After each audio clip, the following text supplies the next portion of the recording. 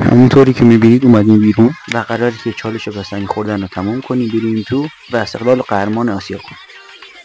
هوای بیرون خیلی سرد بود و حداقل شما یه سابسکرایب بکنید که سرما خوردن من تضمین بشه.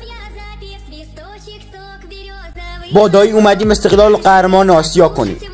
یه سابسکرایب بعد در 5 ثانیه وقت شما رو میده، پس این کار رو بکنید تا حمایت از من بشه و من بیشتر دیده شم. امیدی بیشتره برای ادامه دادن داشته باشم و پول اجاره این اتاق تو پاچم نره.